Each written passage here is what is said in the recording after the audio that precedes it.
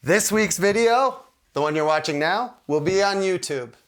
Next week's video will be on Patreon.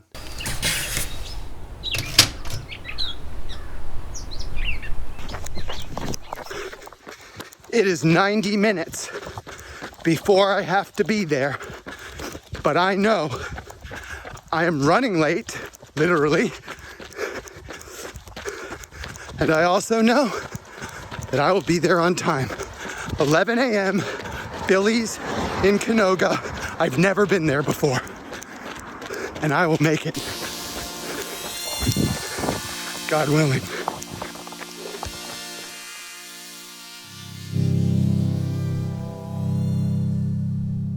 This is the lecture I dream about giving to habitually late people while I am waiting for them. But I can't give them this lecture out of a sense of decency. So to those of my beautiful brothers and sisters who are punctual people, who care about others, and are considerate of others who take pains to be a punctual person, this lecture is dedicated to you, and I'm sure you've felt this way too. Gotta be on that motorcycle in 28 minutes, and I know it has a full tank of gas.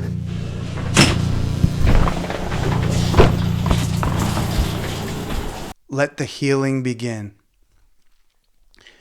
Tardiness is not an insignificant quirk.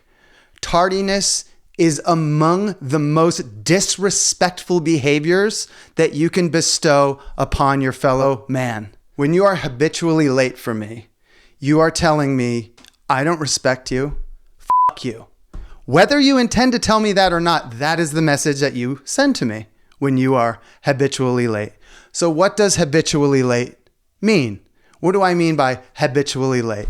Habitually late is being late once or more time per week for anything. Meaning, if you have 80 things to do this week and you're on time for 79 of them, and then next week you have 100 things to do and you're on time for 99 of them, you're habitually late. And that sounds ridiculous to you, doesn't it? That's why you're always late.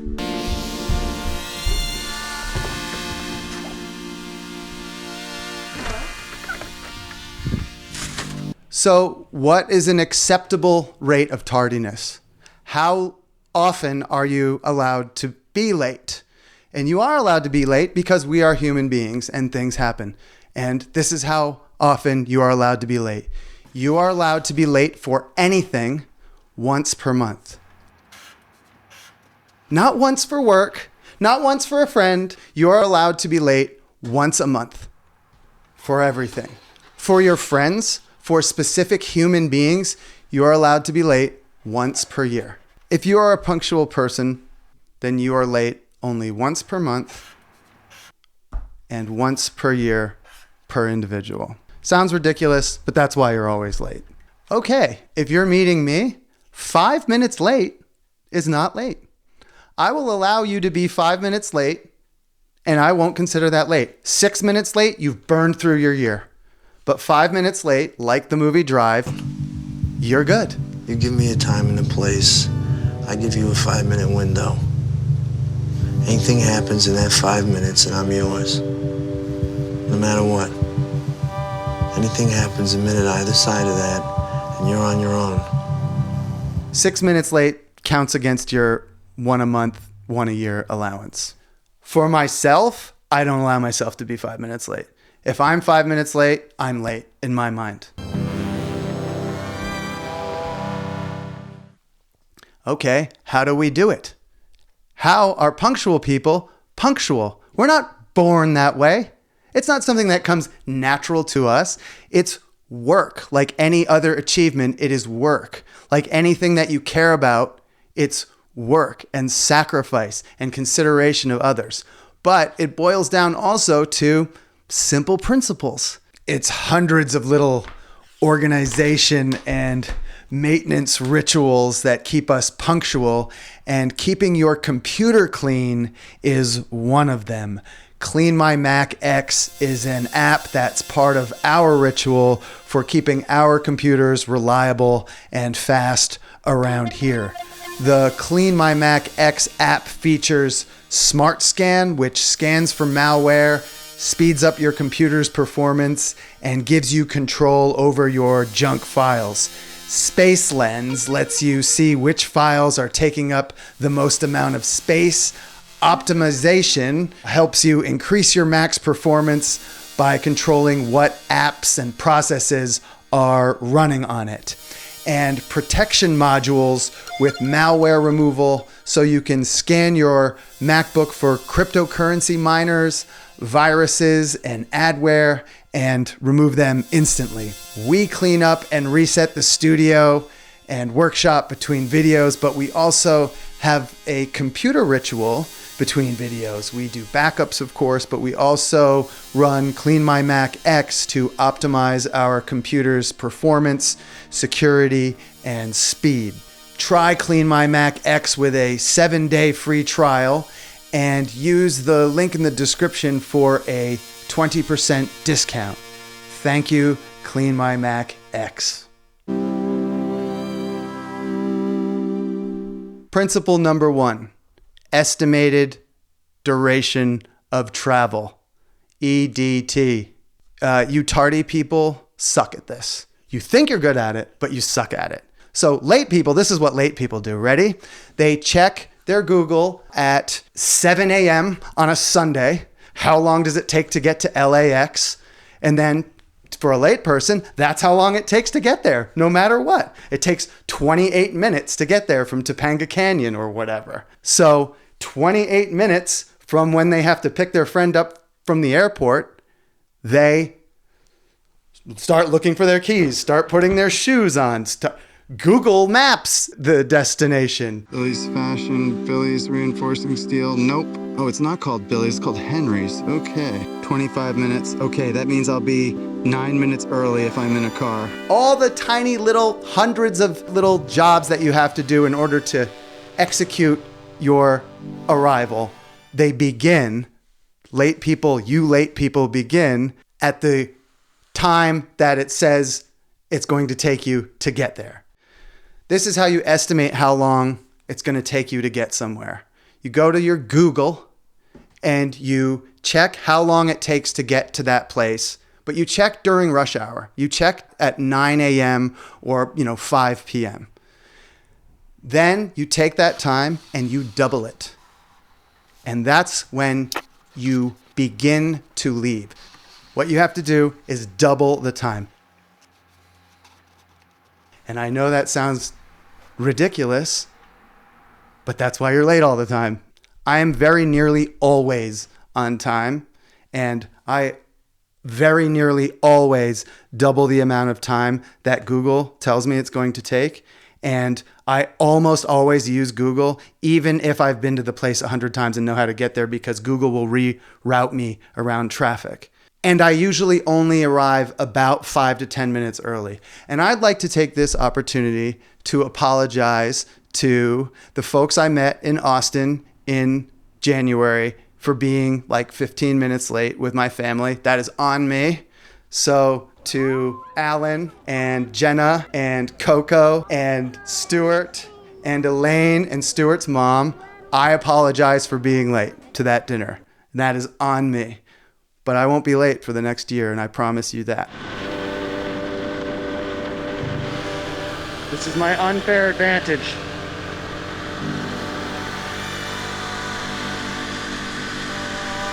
Principle number 2, killing time.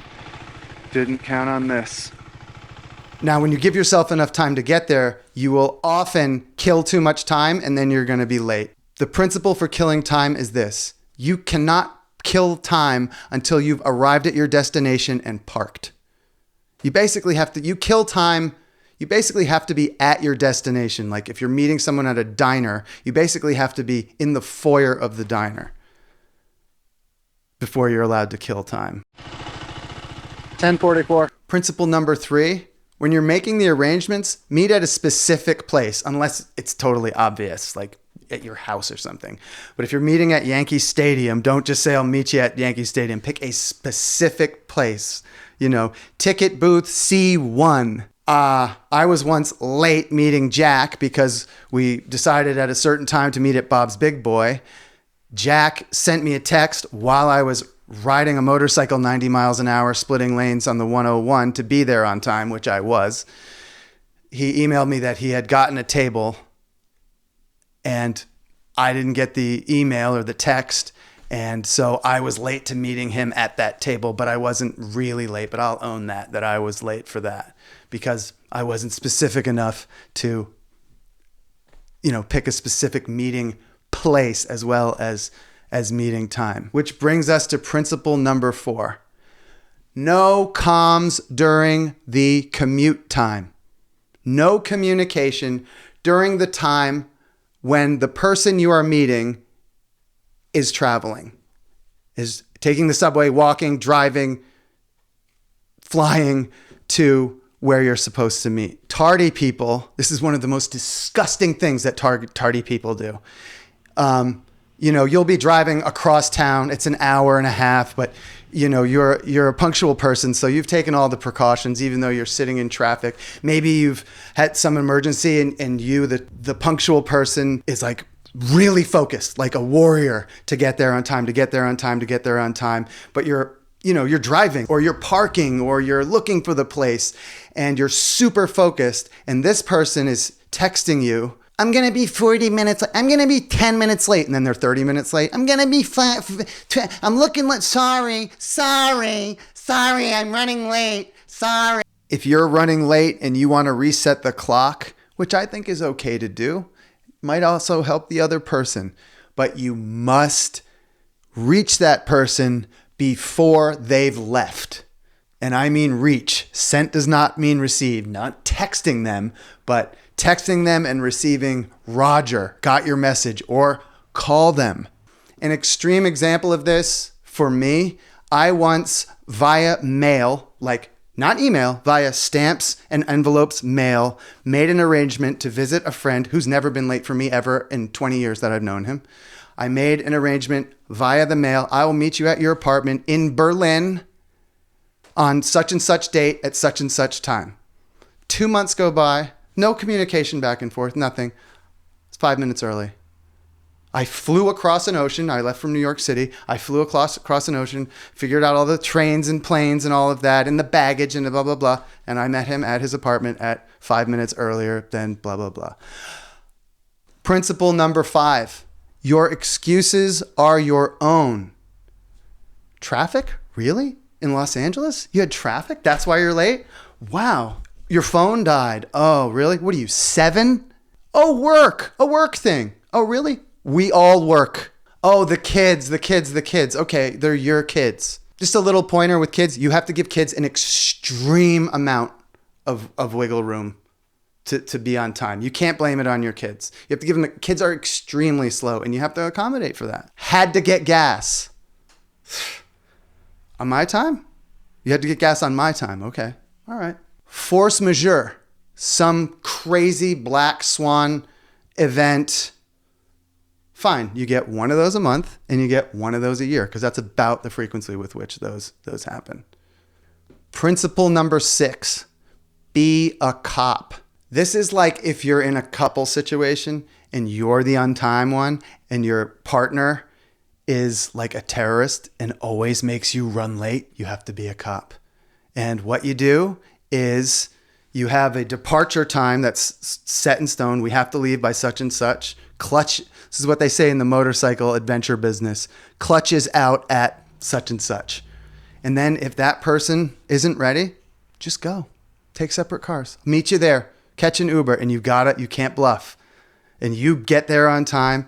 And then when it comes up in couples therapy, you tell the therapist, and the therapist will take your side. And the therapist will say to the other person, why do you make this person be late all the time? And if the therapist doesn't take your side, fire them. Principle 7, allowances. There are some things you don't have to be on time for. If a person is hosting you for dinner at their house, it is polite to arrive 10 minutes after the stated time. for dinner. And it's impolite to arrive early for dinner because they might be vacuuming in their underwear. Parties. You can get to parties whenever you want. You can get there 5 minutes before everybody leaves, unless it's a surprise party. Then you have to be absolutely punctual to not spoil the surprise. And God help you if you spoil a surprise party. Now, if you're going to a dinner party that says drinks at blank, drinks at 7, meal at 9, you don't have to be there in time for the drinks, but you got to be there in time for the meal because, everybody's sitting at the table. You don't want them waiting for you. Meeting a family at the mall. You don't have to be on time because there's so much to do at the mall. And there is no commute time when you get there, so you can text and figure out, where are you guys, blah, blah, blah. However, meeting a family for a dinner at the mall at a restaurant where the host or hostess won't seat the party until you're there, have to be on time. A movie at the mall, you have to be on time. Obviously. The playground. You don't really have to be on time if you're meeting friends at the playground for play date for the kids. Qualifiers. Qualifiers give you 15 minutes. And if you're a habitually late person and you're just learning how to be on time, you're going to need to wait a year before you start using qualifiers because you're just not ready for them yet. You're not ready for the grace period. And a qualifier is, I'll meet you around 7, about 7:15, in the neighborhood of 7. And you have 15 minutes from that about, around, near. You have 15 minutes. You don't have to be on time for your on-the-clock employees or subordinates during working hours. They're being paid for their time. And if you're paying for it, you can be as late as you want, basically. But only during working hours. One of the reasons I'm doing this is because it's been a growing frustration of mine for over a decade. And there's no accountability for it. If you love these people, they just get away with it and get away with it and get away with it and get away with it. And then you're the bad guy for getting up in their face. It's like totally okay to victim blame if you're a late person. But I'll tell you what, if you are my friend, if you consider yourself my friend, a friend of Van Neistat, and you are habitually late, I will slowly and subconsciously, death by 1,000 cuts, make myself unavailable to you, take my time away from you that you have taken away from me in my punctuality waiting for you. And then eventually you'll just sort of disappear into the world of others, of all the other late people.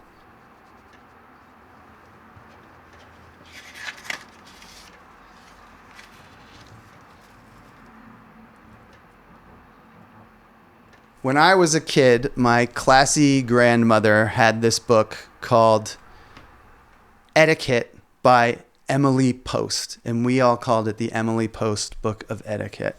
And this was the only access I had when I was young to how rich and sophisticated people behaved. This was the only thing I kind of had access to. I couldn't go to their restaurants or their country clubs or anything like that. I didn't know any rich or sophisticated people. And so I came to believe that this was like a manual for how to be rich and sophisticated. But that is not what this is. That is not what this etiquette book is. And in the opening chapter, Mrs. Post, Emily Post, who literally wrote the book on etiquette, said that this is sort of the code of behavior to be among best society. Not richest society, not best looking, tallest, best educated society, best society. And with good etiquette, with careful consideration for our friends and for our fellow human beings, we can be a part of anything, including best society. And who would want to be a part of anything but? The best society is not a fellowship of the wealthy.